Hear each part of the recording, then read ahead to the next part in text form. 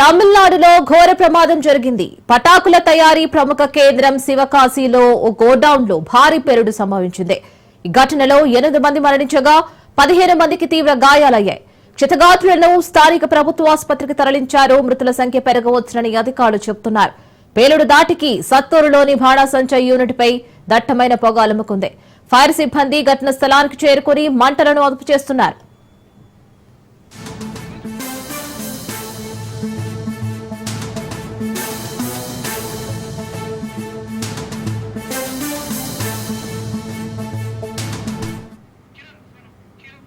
ఈ ఘటనకు సంబంధించి పూర్తి డీటెయిల్స్ మా ప్రతినిధి కిరణ్ అందిస్తారు. కిరణ్, తమిళనాడు శివకాశీలో భారీ పేలుడు సంభవించింది. అసలు ఈ పేలుడు సంభవించడానికి గల కారణాలేంటి?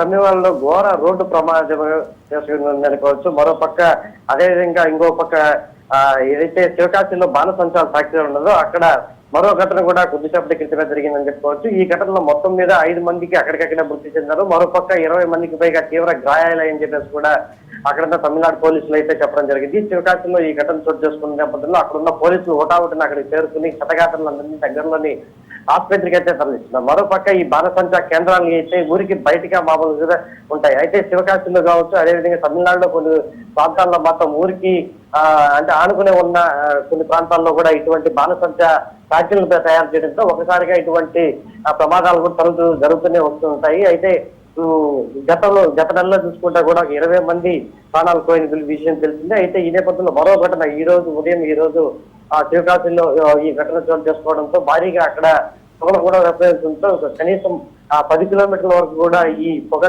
పూర్తి స్థాయిలో కమ్ముకుందని చెప్పేసి అక్కడ ఉన్న స్థానికులు అయితే చెప్పే పరిస్థితి కనిపిస్తుంది. ఏదేమైనప్పటికీ ఈ బాణసంచా ఫ్యాక్టరీలో తరచుగా ఈ ప్రమాదాలు చోటు చేసుకోవడంతో తరచూ అక్కడ ఉన్న కార్మికులు దీనికి బలవుతున్నారనేసి చెప్పుకోవచ్చు. ఎందుకంటే అతి తక్కువ కూలీతో అంటే బతుకు కోసం అక్కడ వచ్చి పనిచేస్తున్న వీళ్ళందరూ కూడా ఒకసారిగా ప్రాణాలు కోల్పోవడంతో అక్కడున్న బంధువులంతా కూడా రోధించే పరిస్థితి అయితే కనిపిస్తా ఉంది. అయితే అక్కడున్న తమిళనాడు పోలీసులు మాత్రం వాళ్ళకందరికీ ఇన్సూరెన్స్ ద్వారా అమౌంట్ అందిస్తామని చెప్పేసి కూడా ఒక ప్రకటనలో అయితే తెలిపారు. ఏదైనప్పటికీ పోయిన ప్రాణాలు తిరిగి రావని చెప్పేసి కూడా తమ కుటుంబ సభ్యులైతే ఆవేదన అయితే వ్యక్తం చేసే పరిస్థితి అయితే కనిపిస్తా ఉంది.